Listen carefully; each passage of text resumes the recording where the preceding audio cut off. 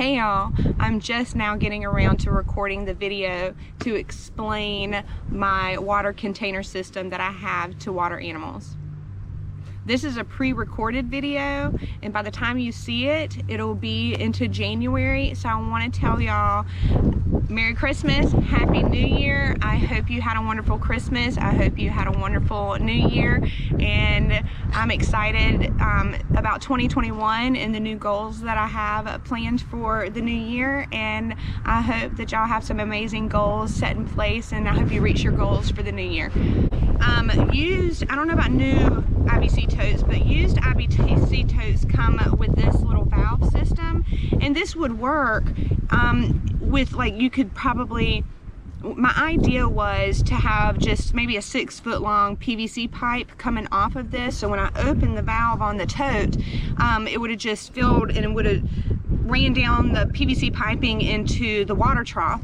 However, I wanted to water up on the hill, so this wasn't going to work for me. So my original plan did not include a pump.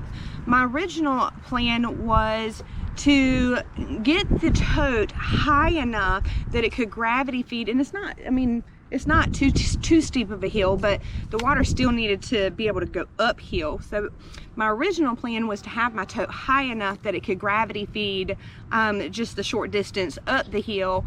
But when it push come to shove and I was installing it, what I wanted to use to elevate the tote, it wasn't working out for me, so I went a different route. I knew that I was going to use a pallet to sit the tote on, but I did not like the idea of the pallet sitting on the ground, and you know that if it's sitting there and it's staying wet, it's going to increase rot and that kind of thing. So I did not want to sit the pallet right directly on the ground, and I also needed to elevate it enough that I could get a heat lamp in there.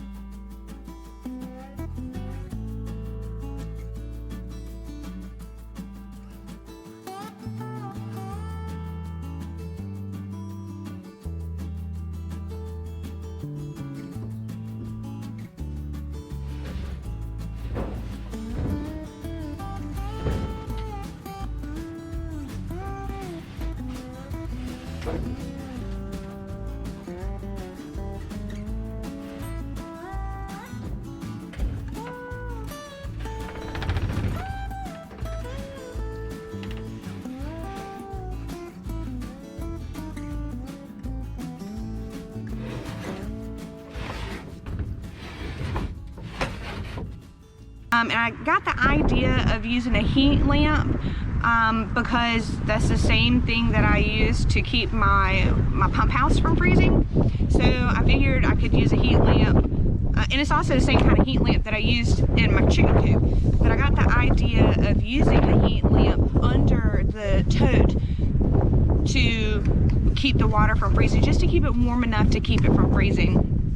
And we don't have very many nights that it freezes. Usually during the day it's above freezing where I'm at, but in the past we have probably had maybe a week where it's below freezing at night and barely reaches above freezing during the day. So I have in the past had issues with water staying frozen, and I need to be able to make sure that I can give my animals fresh water every day, and running a water hose from the pump house is just not efficient for me. For one, it's opening the pump house, getting the water hose out, dragging the water hose across the property all the way up here to the pigs, and it's just, and I don't want to have to do that in the snow if it does snow. So I felt like doing this water container system was probably the best option for me. So let me explain how it is. So you've seen the video of me installing where I put the totes. So what I did was I took the cinder blocks and I kind of leveled them out the best that I could. I put the pallet on top of that, and then I put the tote on top of the pallet. And that gave enough clearance for my heat lamp to attach, and I didn't even have to cut anything. Like the pallet was already missing one board, and you should be able to see that in that video, but the pallet was already missing one board. So that actually gave me clearance just to be able to put the heat lamp in there. But at the same time, the slats in this particular pallet were just wide enough that the heat lamp could sit, you know, facing up, sit right inside the pallet, like right inside the edge of the pallet slats, and it just holds there perfectly. And I have that. I don't have it in the center of the tote. I don't have it at the back of the tote. I actually have it at the front of the tote, at the front of the tote near where the valve is, because I need to keep the valve from freezing. So I will just, I guess, show y'all what I got going on, since y'all have already seen the video, or hopefully you'll go back and watch the video. I may put some clips in this video of you seeing it before it got wrapped in the tarp. My camera died that day, so I wasn't able to record the whole entire process. So you're seeing it after it's all finished.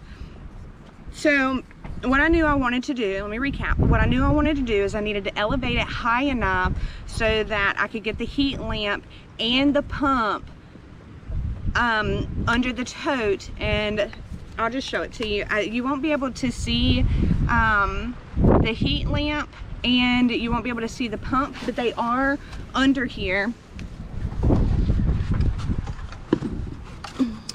They are, I'll try to show it to you.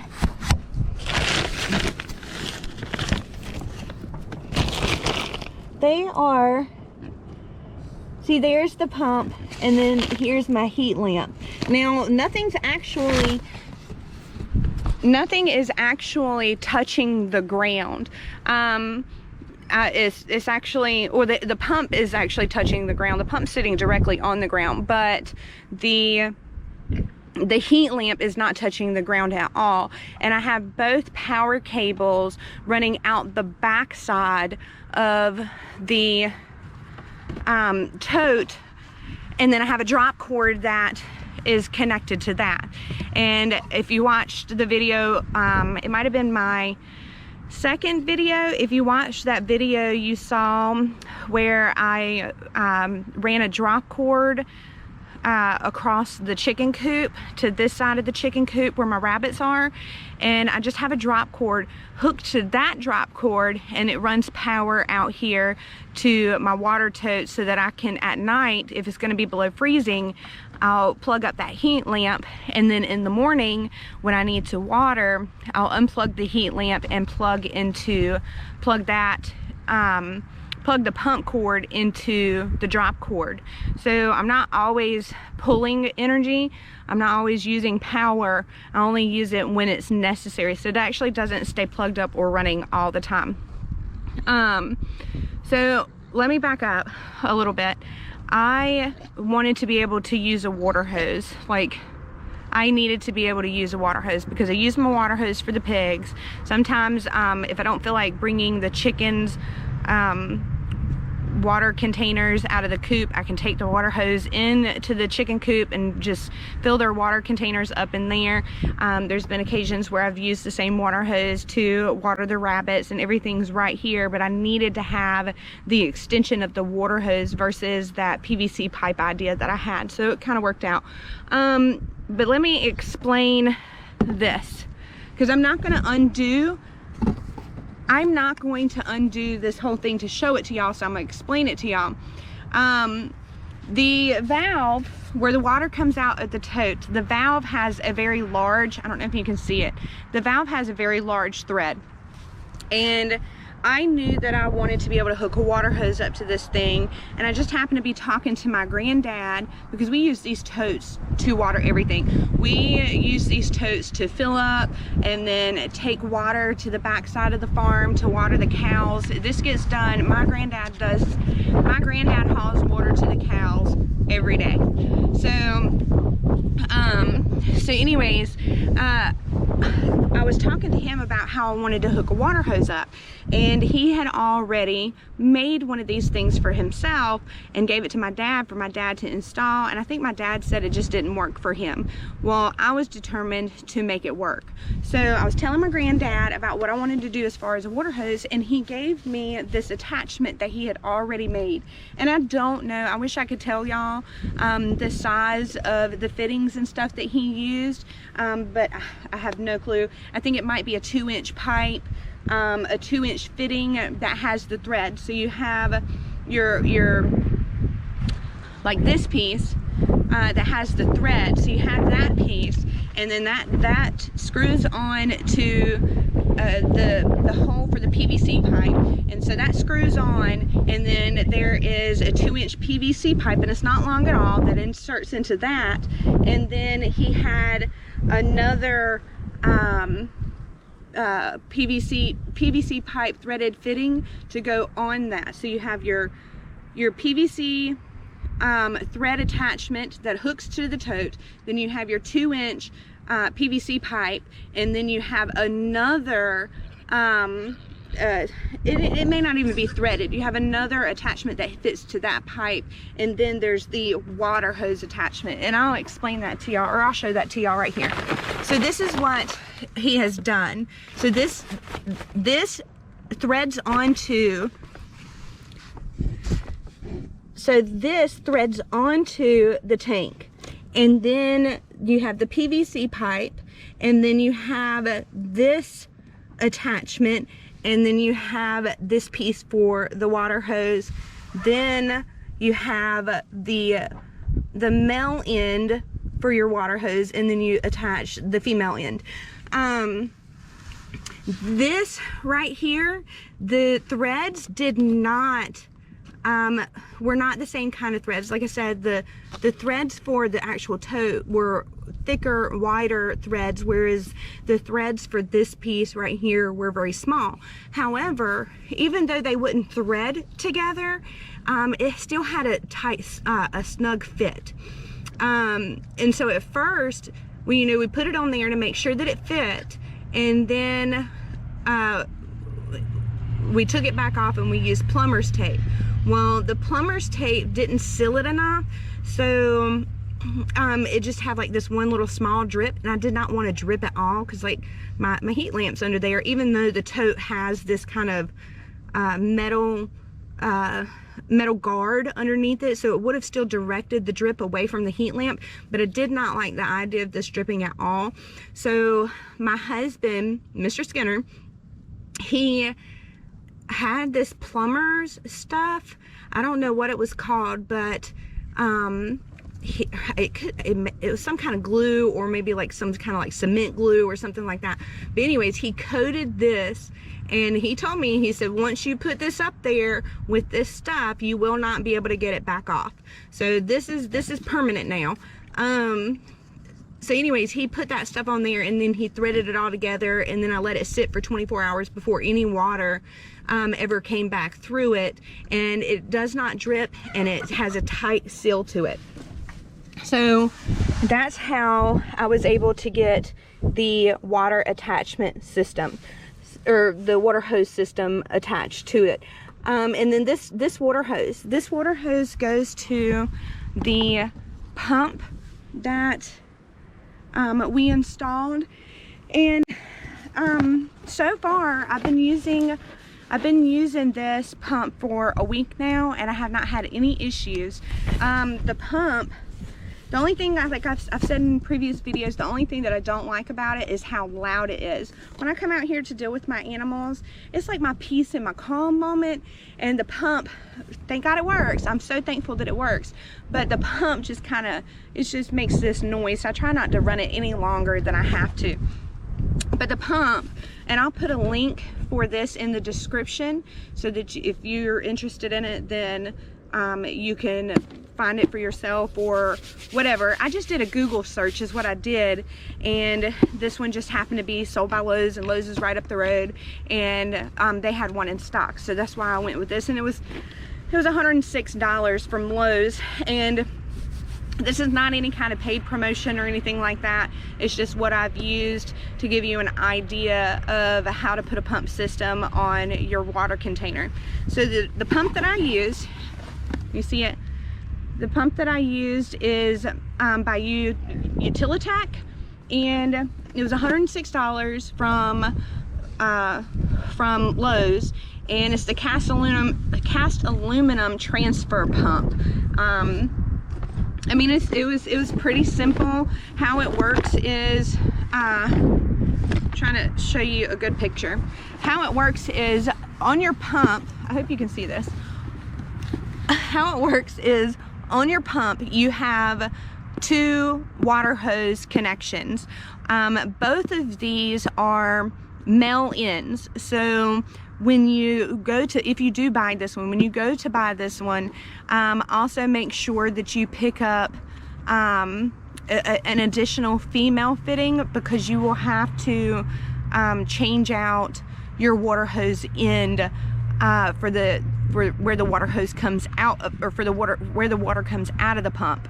So just make sure when you pick this up that you also get a female end to put on your water hose. Or it could be saying that backwards. Either way, I know that we needed a female end for this pump system. So how it works is the water comes out of your tank. This pump system has a little short water hose in it. So the water comes out of your tank, it runs through the water hose that they supplied, it runs into the pump, and then it runs out of the pump into your own personal water hose that you have. You do need to make sure that you run water into the pump before you turn the pump on. I guess that has something to do with priming or whatever, but anyways, just make sure that you do that point. That's just follow the directions in your pump box, and you should be fine. So that's that. I did have pieces of a tarp. I also got that tarp from Lowe's. I could not find, and what happened was I could not find, you know, that really heavy duty landscaping fabric or plastic to cover my garden that I have going in next year. So Lowe's had this massively huge tarp for like $50, and I wanted a black one, but they didn't have the black one in the size that I wanted.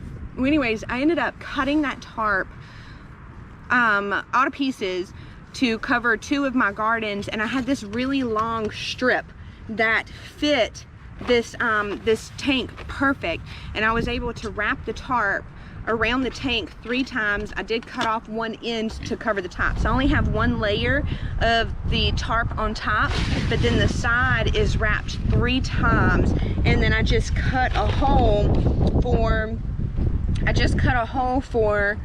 where my valve system is.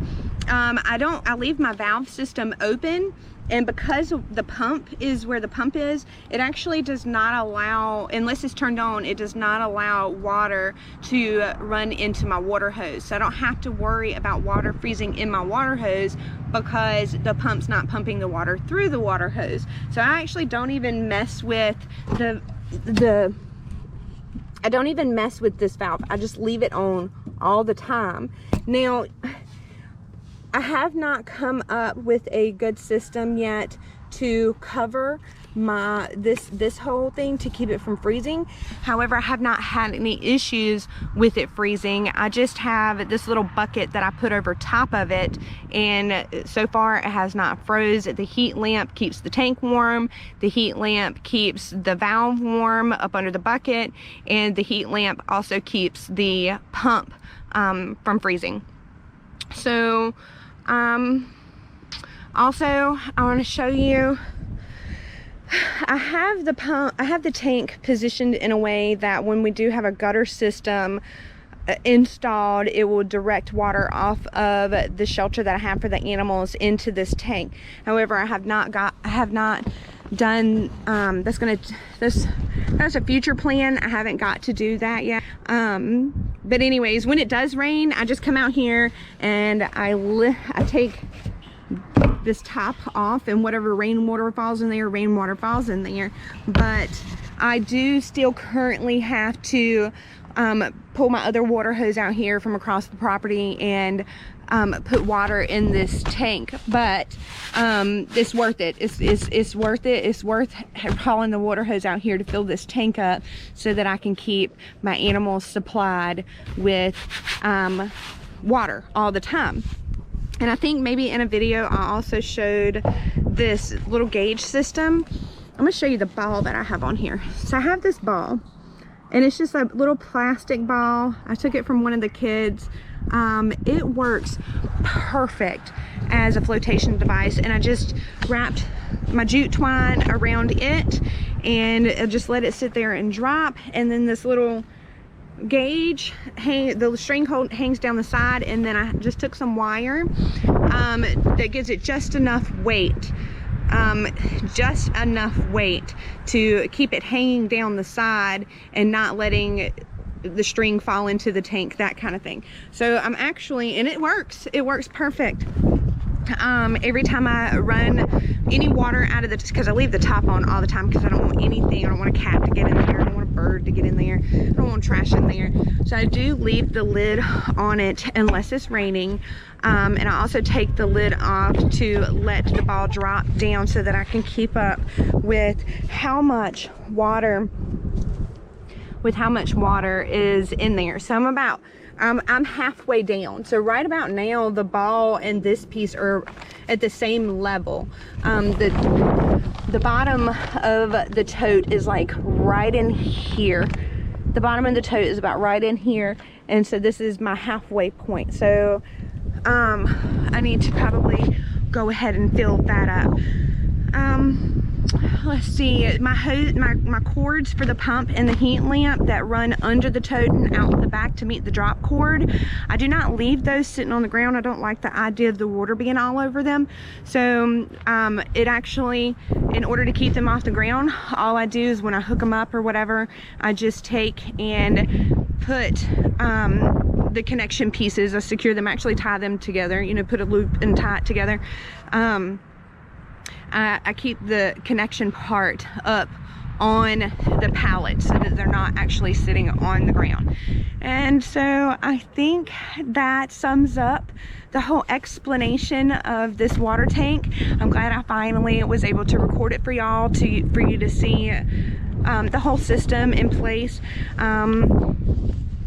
You know, it maybe could have been done better, but I was just using what I had, and all in all, I spent a total of $106 on it, and that was for the pump. So I used everything that I could find, and it worked out, and I'm glad that I went ahead and did it, because it has been a tremendous help with keeping the animals watered. If you have any questions, leave them in the comments. I hope I explained this well enough to you for you to possibly do it on your own. If you do end up doing this kind of system and you record it or you take pictures or whatever, share them with me so that I can see how you've done it also, and what other ideas y'all might have had to do things better or anything like that. So anyways, thank y'all for watching, and I'll talk to you later. Bye.